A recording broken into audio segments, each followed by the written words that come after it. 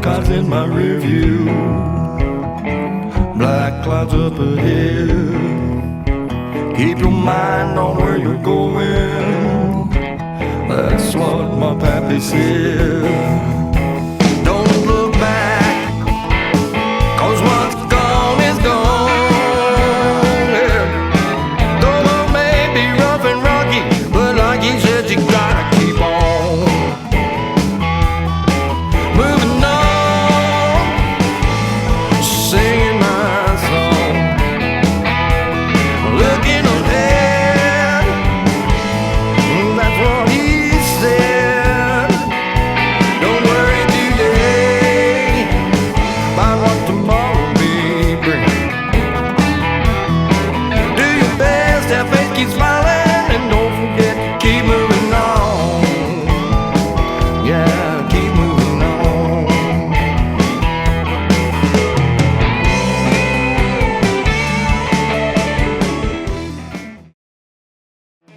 When's the last time you've seen one of these rolling down the highway in your hometown? If you live in the South, you probably see one of these from time to time. But if you don't worry about it, because you're going to see plenty on today's show. First, we're going to visit Cooter's place up in the mountains. If you don't know who he is, don't worry about that one either, because you're going to find out sooner or later. Then we're going to step back in time a couple of years to learn about the 25th anniversary of the first jumping of a General Lee car. And then it's off to Dukes Fest, which has all the makings of the biggest reunion yet of these rabid fans. All that and a lot more when we return.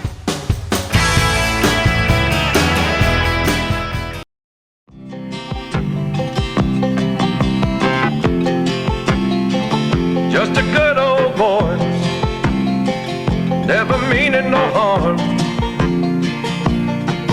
Beats all you never saw, been in trouble with the law since the day they was born. This is Cooter's place, nestled up in the mountains of East Tennessee. And you're about to meet Cooter himself, aka Ben Jones, politician, actor, entrepreneur, and general all-round good old boy. Well, Dukes of Hazzard was a family show. It was about a family that stuck together, and families all over the world watched it.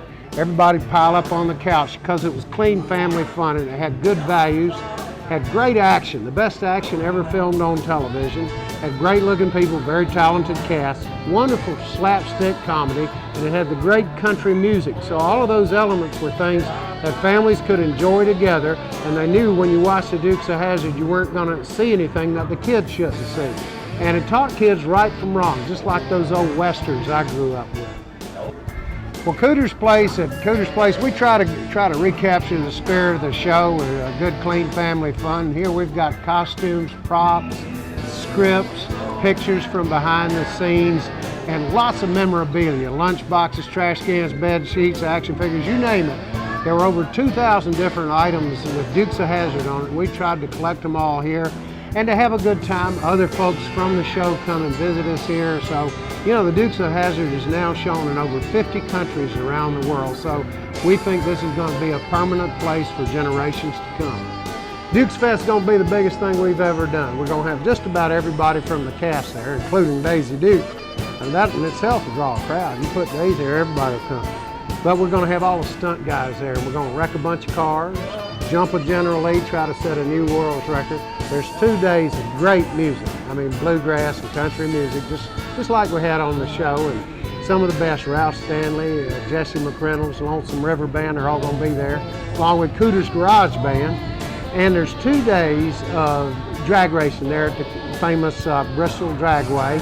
We're going to have a parade of General Lee's around Bristol Speedway, and a gigantic cruise-in. There's going to be car clubs coming from everywhere, lots of Mopar, classic cars, and we'll probably have 50 or 60 General Lees, and folks from all over the world are coming.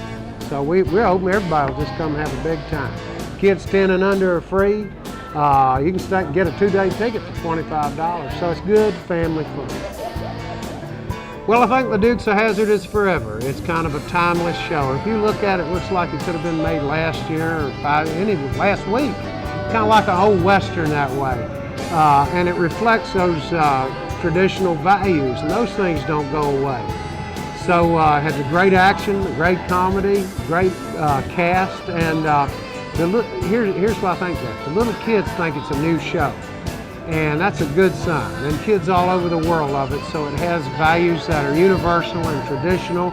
And I think, you know, our great-great-grandchildren will be watching it 100 years from now. It's that good. Ben, or should I say Cooter, is a pretty fascinating guy. Don't dare let that redneck outfit fool you, because he's an integral part of keeping this Dukes of Hazzard group together. I told you we were going to step back in time a little bit and visit the original site of the Dukes of Hazzard. So here we go.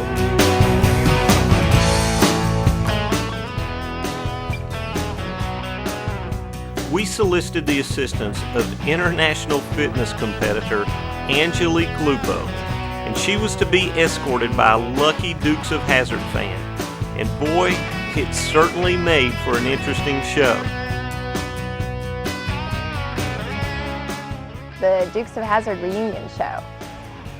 I guess it's one of those things where Dukes of Hazzard is such a timeless show that even though I was just being born when it started, I grew up on it, and everybody knows about Daisy and all the stunts and all that good stuff. So I was really excited. And once we got there, we had such a good time. Everyone was so wonderful. All the stunt guys we got to talk to and hear their stories. It was a really cool experience. I'm sitting here with David, and he's sharing his Dukes memorabilia collection with me. My favorite piece? When the Dukes were on the cover of the National Enquirer. That right there is big time. Now, several hours before the show was scheduled to begin, the crowd started pouring in. Man, this place was pretty small, but not to the 2,000 or 3,000 fans that turned out to see what was getting ready to happen.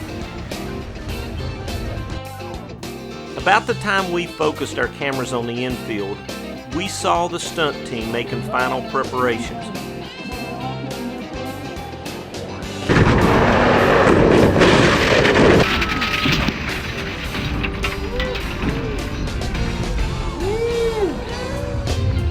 You know, it's one thing to see something like this on television, but you can't imagine what it's like to be here firsthand. Hell, the sound effects from these cars will blow you away.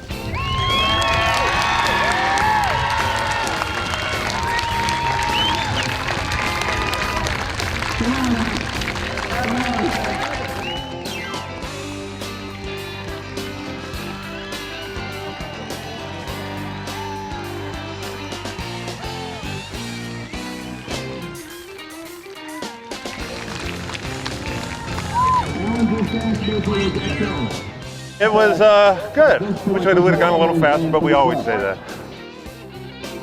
Boy, after that rollover got my attention, you'd think I was in the car myself, because I can't imagine what this jump's going to be like when he hits that ramp at 80 miles an hour. Alright, we've risked breaking an in-car camera just to catch the reality of what's about to happen.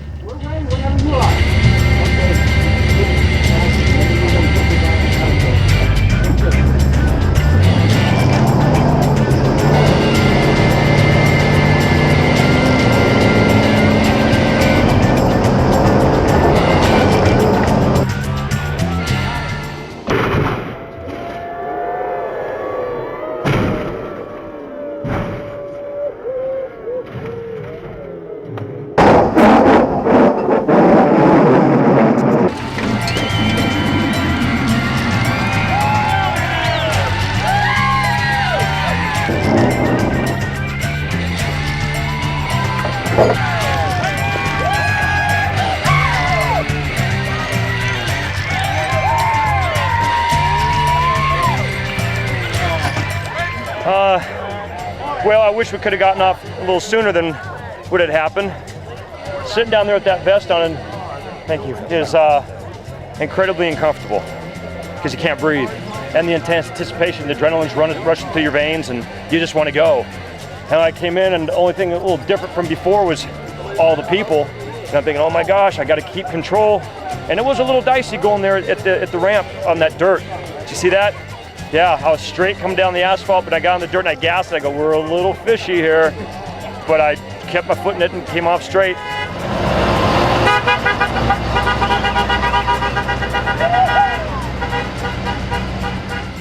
Can you believe that many people showed up at those tiny little fairgrounds to watch Corey and his buddies crash a bunch of cars? Well, if you think that's something, get ready to see about 10 times that amount, because that's how many people showed up at Dukes Fest at the Bristol Motor Speedway. Well, we're starting this one off with a press conference so you can get a little taste of behind the scenes. One, and nobody really got hurt. And that's kind of the way the world ought to be. It had the best action ever filmed for television series, and Paul Baxley, who is responsible for that action, is going to be here this weekend. And I want to introduce some of the stunt guys who, did all the work while we got all the credit. They're here and they're going to show their stuff this weekend. And we're honored to be here at Bristol. We're honored to have done this for 25 years. And people are coming from all over the world, from Italy, from Australia, from England, because they love the Dukes of Hazzard too. So I guess we lasted past the first commercial break. Thanks, everybody. Thank you.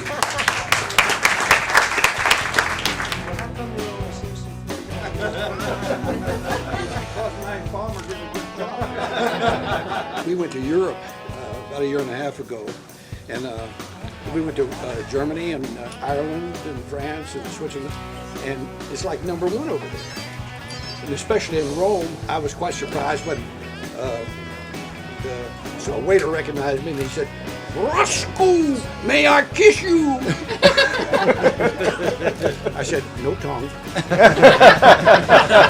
See, I did the Dukes of Hazzard. We did 157, how many? 157 shows. I got the girl one time, and then she was a crook. And then I put Flash on the show. At least during the whole run of 7 years, I was stuck with a hog and a dog. When you saw Corey make that jump down in Covington, Georgia, you could tell the conditions weren't the best. Well, we've got that problem solved today. We've got a great takeoff area and an even better landing area. So we've got all the ingredients for a pretty darn good jump. Whatever you do, you better keep your butt glued to the seat, because you certainly don't want to miss this jump.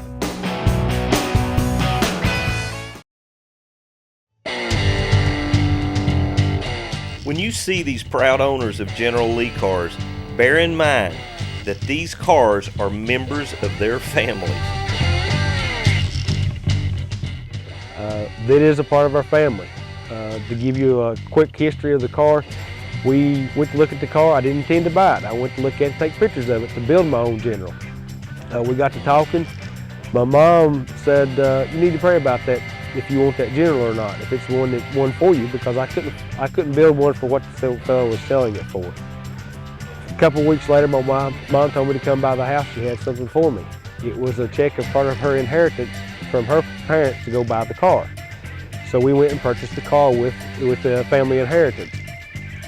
To make it even more part of a member of the family, both of my first sons' first ride was in the General on the way home from the hospital. They're both definitely enamored by the General Lee. It doesn't leave the garage without them going with it. So it is definitely a part of our family.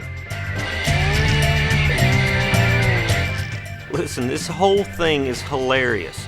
There's boats and just about everything else you can imagine here, but the autographs are the hottest thing going at these Dukes of Hazzard get-togethers. I had to have a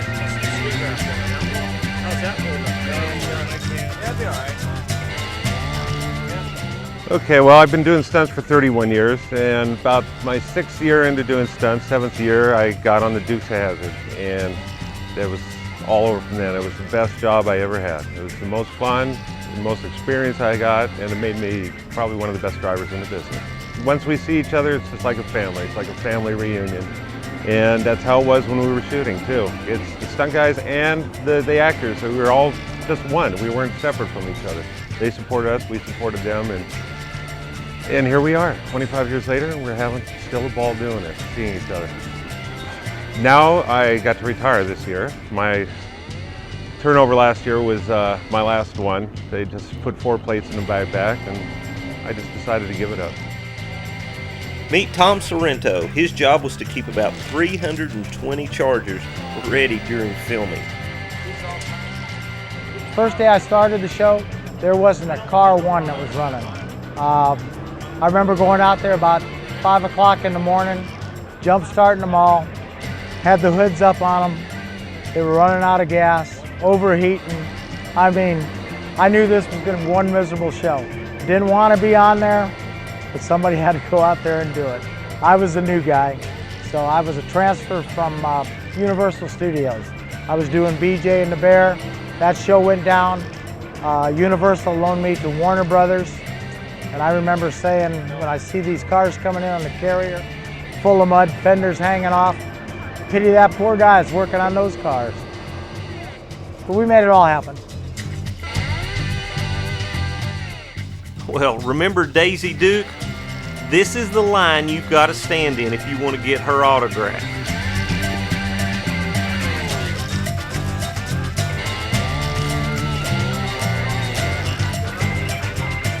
Boy, it's pretty obvious that old Daisy still has quite a bit of drawing power, regardless of how many years have gone by. And I did get a chance to talk to her, and you know, she's just as nice as I thought she'd be.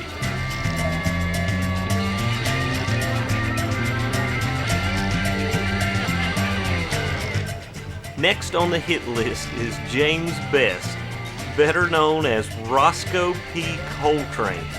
And just like most of us, old Roscoe's aged a few years, but you know, when I look at him, man, I can still see that wacky old character from the 80s.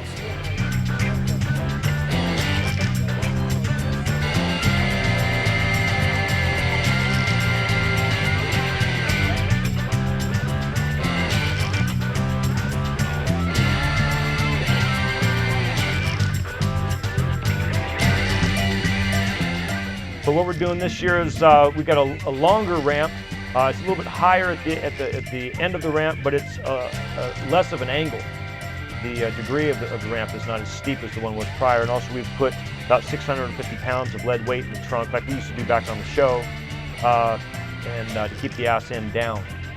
So we should land nose in just slightly, but what I'm concerned about today is like the same thing back in Georgia, is that this wet grass, I'm going to slip, and 75 miles an hour plus, approaching the ramp, hitting the ramp, I'm going to scrub off some speed, but I'm going to be doing probably 55 or 60 by the time I still am on the ground. And to be able to stop on this wet green grass is going to be damn near impossible. So I'm worried about going off into the creek at the end of this run out. There's a creek, some trees. We're going to have a couple crash cars there. After we flip over the cars, we're going to use those cars as a barricade that I can crash into. Yeah, we knew we were going to nose in last year, and actually for me, that alleviates the impact. This being a unibody, it doesn't have a full frame, the whole car kind of crumbles, and it makes it a lot easier on the driver. And it dug into the grass and flopped over, and I was fine. But this will be, hopefully if I can clear 150 feet, it'll be the longest jump from asphalt to dirt. Here's Bobby Smith. He and his brother James specialize in restorations of Dukes type cars, including the ones being used on today's stunts. The car that will be used today is a 1968 Charger that's been prepped for this occasion, and it's had a lot of work done to it, roll cage installed, and all of the things that are necessary for a jump. Corey is going to actually attempt to break an old Dukes record, so the ramp has actually been lengthened and heightened just a bit.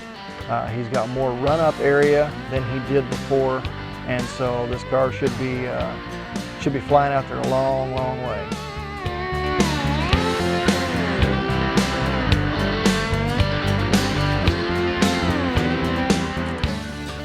The final prep is for Corey to test his bailout system. He's got to get out of this 5-point harness, safety straps, and helmet in about 5 or 6 seconds, just in case something bad happens. Well, the system looks pretty good from here. So let's check in on the other Smith brother to see how the other stunt car is doing. And I think these guys might be twins. If not, boy, they missed a darn good chance. The type of police car they used on the Dukes of Hazzard television series is a 77 Plymouth Fury. And we found this one in Washington State. And it was a gold car with a vinyl top on it. And naturally, we stripped off all the things that wasn't, like the side molding that wasn't used on the show. Added the decals to the door and to the quarter panel and the light bar on top. And set the e-brake so it would do the slides, and brought it down here so that the stunt guys and Tom Sermino could use it sliding around and doing some of the stuff they enjoy doing the most. Here comes Russell. I hope the damn brakes will...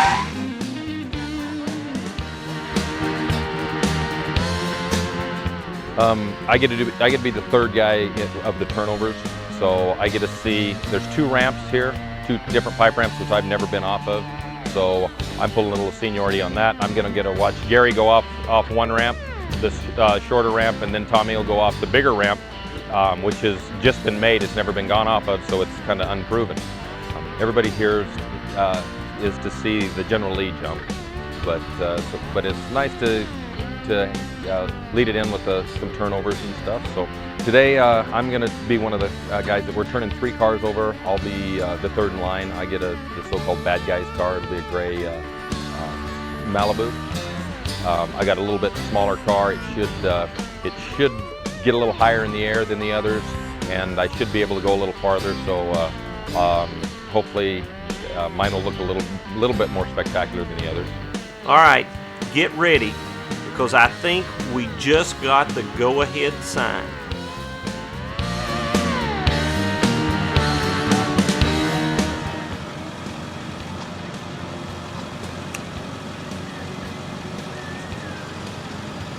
Here comes the call. Hello?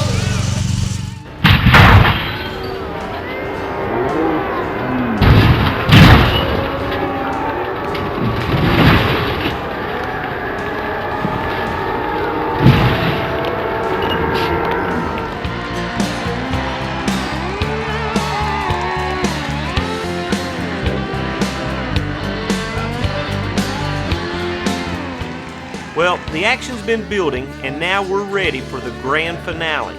Remember, this is a world record attempt, so it should be pretty wild.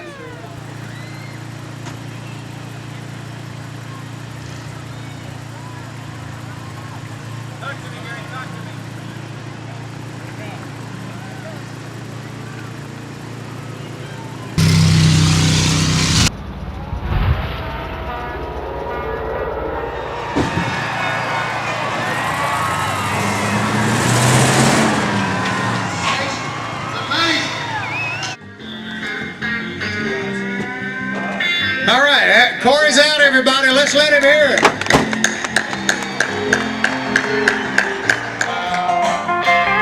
It's just like the song says, he's just a good old boy. He's fighting that system like a true modern day Robin Hood. Make it that way, the only way to know how. That's just a little bit more. I'll bet you had no idea the General Lee fan club was that strong.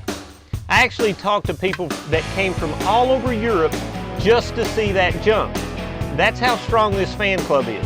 Well, I don't think I talked to anybody from France. I think this might be just a little too American for the French. Go figure that one. I had a blast doing this show.